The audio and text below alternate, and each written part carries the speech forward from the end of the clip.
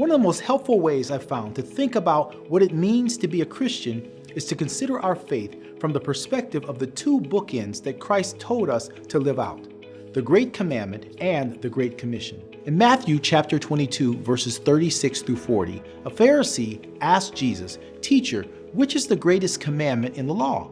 Jesus replied, "Love the Lord your God with all your heart and with all your soul and with all your mind. This is the first and greatest commandment. And the second is like it. Love your neighbor as yourself. All the law and the prophets hang on these two commandments." In short, we are called as Christians to embrace three loves: love of God, love of neighbor, and love of self.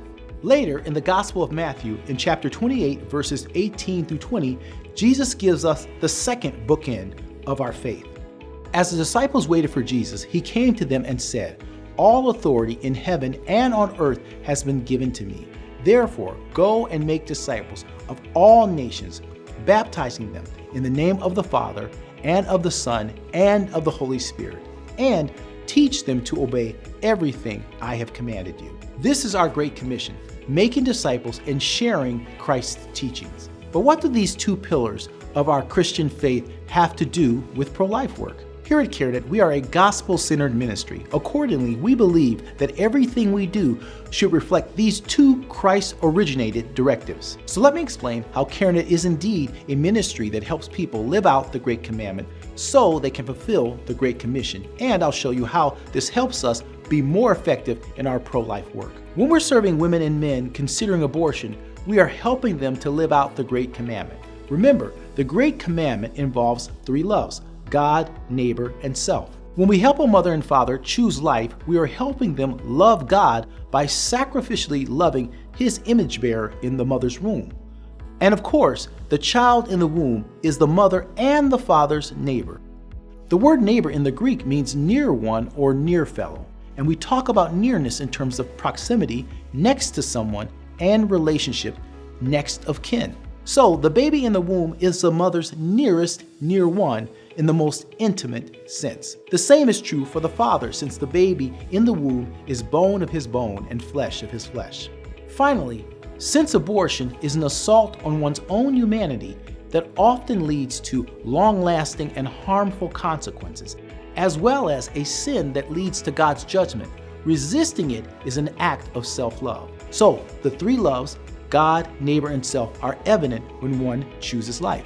The Great Commission is connected to abortion as well, because every parent's first discipleship mandate is to the children that God has blessed them to have.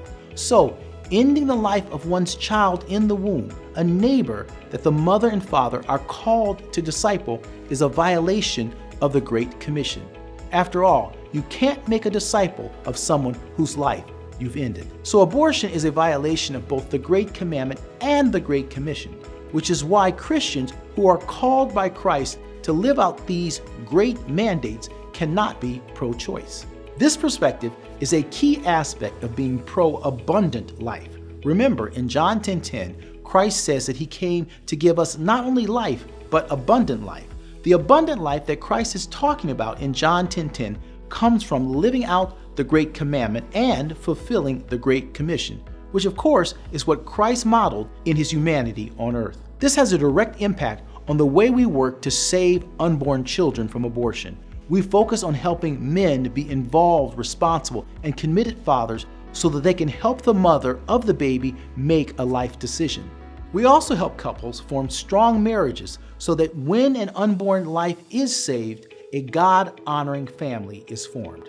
In other words, we believe that abortion is not just an attack on the sanctity of human life, but it's also an attack on the sanctity of marriage and family as God designed them. And finally, we work to transform the hearts and minds of the women and men we serve by sharing the gospel.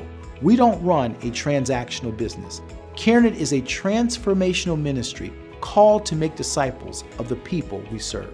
This holistic approach to pro-life ministry, which includes fatherhood, marriage, family, and the gospel, is grounded in the Great Commandment and the Great Commission.